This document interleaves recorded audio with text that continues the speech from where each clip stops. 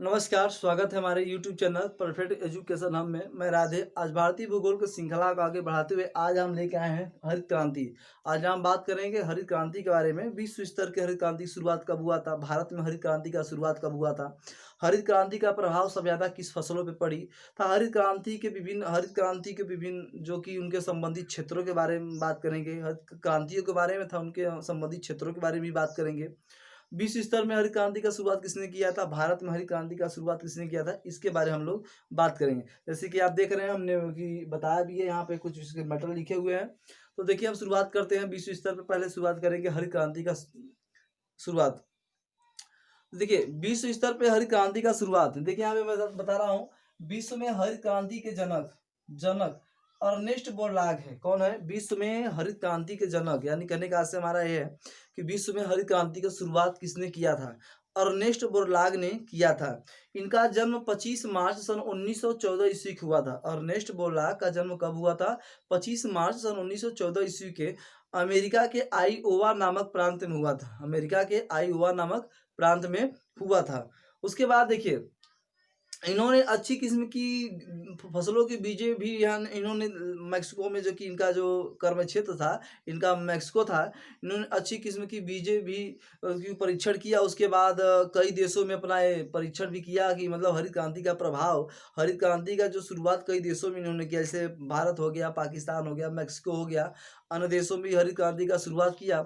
और ये देखा कि जो फसल एक दो गुना हो रही थी, तो हरित क्रांति की जब इन्होंने शुरुआत किया तो अच्छी किस्म की बीजें जब वो मतलब कि फसलें बोने लगे, तो उसका दुगना मतलब 4 गुना 10 गुना होने लगा। तो इससे क्या कि सबसे ज़्यादा प्रभाव पड़ा। तो देखिए, विश्व स्तर पे सबसे ज़्यादा प्रभाव हरित क्रांति का किस पे पड़ा था, गेहूँ पे पड़ा था। किस पे पड़ा था, गेहूँ पे पड़ा था।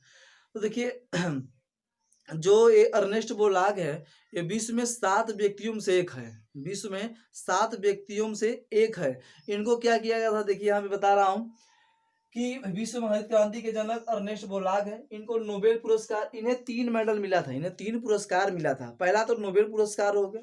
दूसरा है, ये देखिए यहाँ पर पहला नोबेल पुरस्कार, वो अमेरिका के राष्ट्रपति द्वारा मेडल ऑफ फ्रीडम तथा कांग्रेसनल गोल्ड मेडल, ये तीनों ही प्राप्त हुए थे।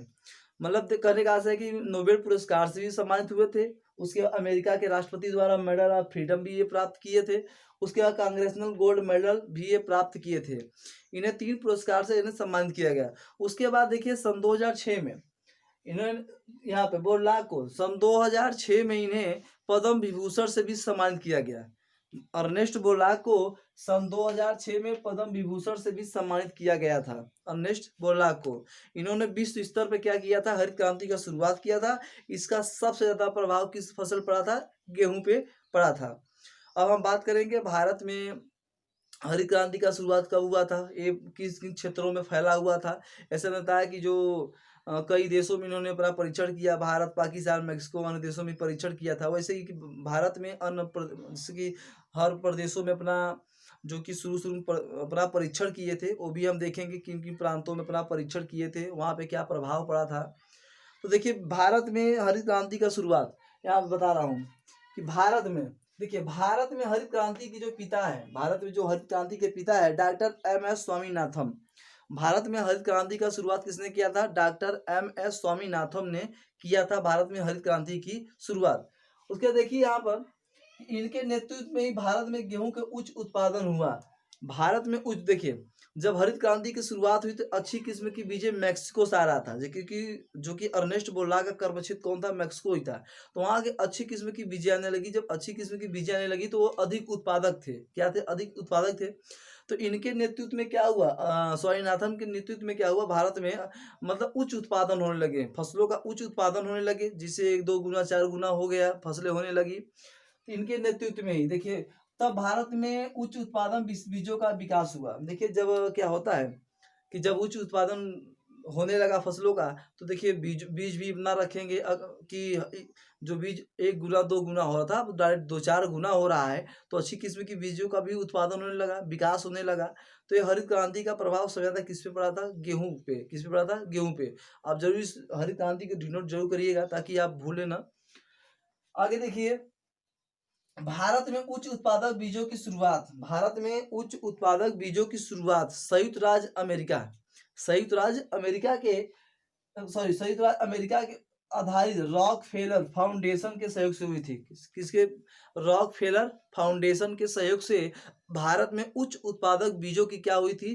क्या हुई थी? सहयोग से हुई थी। मतलब कि उच्च उच्च उत्पादक बीजों का क्या हुआ था? विकास हुआ था। किसके सहयोग से? रॉक फेलर फाउंडेशन के सहयोग से। ये कहाँ का है? ये अमेरिका के सहयोग से है। अमेरिका के आधारित पर रॉकफेलर फाउंडेशन के द्वारा भारत में उच्च उत्पादक बीजों क्या हुआ था? विकास हुआ था। और किसके नेतृत्व में हुआ था? Swaminathan, doctor M S Swaminathan के नेतृत्व में हुआ था। उसके बाद देखिए भारत में हरित क्रांति का जो प्रथम चरण है, देखिए भारत में हरित क्रांति का शुरुआत देखा जाए तो 1966 या 67 में हरित क्रांति का क्या हुआ था? शुरुआत हुआ था। भारत में हरित क्रांति का शुरुआत 1966 या 67 में हरित क्रांति का शुरुआत हुआ था भारत में, ध्यान दीजिएगा। तो भारत में जो हरित क्रांति का जो प्रथम चरण था, ये कई 3 चरणों में इसका जो कि विकास हुआ। तो देखिए पहला जो चरण है, भारत में हरित क्रांति का प्रथम चरण 1966 लेकर 1981 तक चला था।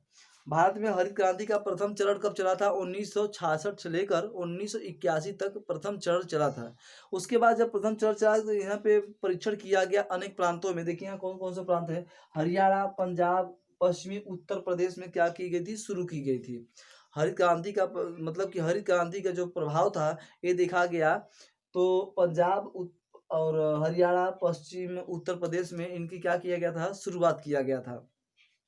अब हम बात करेंगे यहाँ पर, देखिए हरित क्रांति का दूसरा चरण 1981 लेकर 1995 तक, 1981 से लेकर 1995 तक दूसरा भारत में हरित क्रांति का दूसरा जो चरण शुरुआत हुआ था, तो दूसरा चरण था 1981 से लेकर 1995 तक था।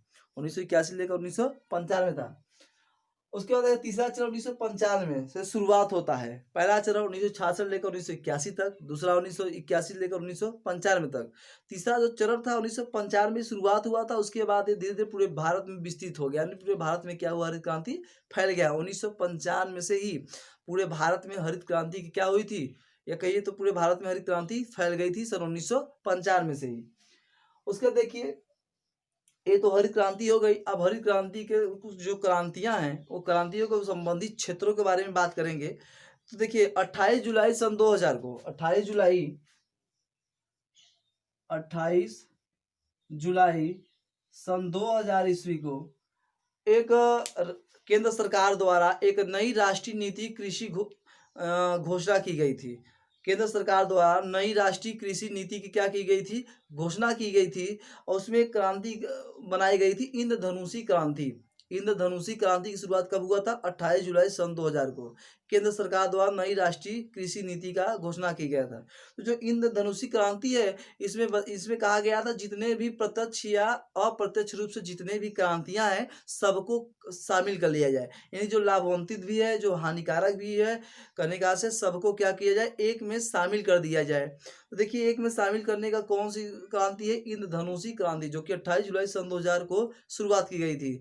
उसके हम बात करेंगे कि जो विभिन्न भारत में क्रांति की शुरुआत हुई थी उनके संबंधित क्षेत्रों के बारे में बात करेंगे। देखिए यहाँ पर हरित क्रांति, खाद्य उत्पादन। हरित क्रांति यानी खाद्य उत्पादन, जैसे गेहूं, चावल, बाजरा हो गया, ये सब खाद्य उत्पादन है। हरित क्रांति, जैसे पूछा जाए कि हरित क्रांति किससे संबंधित है, तो खाद्य उत्पादन से संबंधित है। उसके देखिए सुनहरी क्रांति, फल एवं सब्जी उत्पादन। फल एवं सब्जी उत्पादन, आप इसको जरूर लिखिएगा। उसके बाद देखिए श्वेत क्रांति, दुग्ध उत्पादन, यानी पशुपालन जो होता है, पशुपालन होता है तो दुग्ध श्वेत क्रांति कहलाता है। दुग्ध उत्पादन, दूधों का मांग, जो कि जानते हैं कि दूधों का मांग ज्यादा है। तो देखिए श्वेत क्रांति किससे संबंधित है? दुग्ध उत्पादन संबंधित है। उसके बात करेंगे भूरी क्रांति, जो कि उर्वरक उत्पादन। भूरी क्रांति किससे संबंधित है? उर्वरक उत्पादन से भूरी क्रांति संबंधित है। उसके बाद नीली क्रांति, मत्स्य पालन, मछली पालन जिसे कहते हैं, नीली क्रांति संबंधित है। नीली क्रांति किससे संबंधित है? मत्स्य पालन से। उसके बाद करेंगे हम लाल क्रांति, जो कि मांस और टमाटर उत्पादन।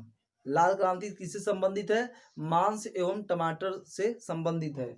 उसके बाद करेंगे काली क्रांति, पेट्रोलियम उत्पादन। काली क्रांति किससे संबंधित है? पेट्रोलियम उत्पादन से। काली क्रांति किससे संबंधित है? पेट्रोलियम उत्पादन से। उसके बाद देखिए गोल क्रांति, आलू उत्पादन। गोल क्रांति किससे संबंधित है? आलू उत्पादन से संबंधित है। उसके देखिए यहाँ पर पीली क्रांति, जो कि तिलहन उत्पादन। पीली क्रांति किससे संबंधित है? तिलहन उत्पादन से पीली क्रांति संबंधित है। उसके बाद देखिए गुलाबी क्रांति झींगा उत्पादन, प्याज उत्पादन और मांस उत्पादन। देखिए यहाँ पे गुलाबी क्रांति किससे संबंधित है? झींगा उत्पादन, प्याज उत्पादन व मांस उत्पादन से जो कि गुलाबी क्रांति संबंधित है। हमने एक क्रांतियों के बारे में, विशेष क्रांतियों के बारे में बताया जो कि परीक्षा के दृष्टिगत से महत्वपूर्ण है। तो हमने ये हरित क्रांति के पूरा हरित क्रांति के संबंधित पूरा बताया कि विश्व में क्रांति की शुरुआत किसने किया था, भारत में किसने किया था, विभिन्न क्रांतियों से संबंधित क्षेत्रों के बारे में बताया। तो ये हमारा पूरा हरित क्रांति हो गया। अब इसको जरूर पूरा वीडियो देखिएगा, अगर पसंद आएगा तो लाइक सब्सक्राइब जरूर करिएगा। आज के लिए बस इतना ही, दीजिए मैं इजाजत। जय हिंद, जय भारत।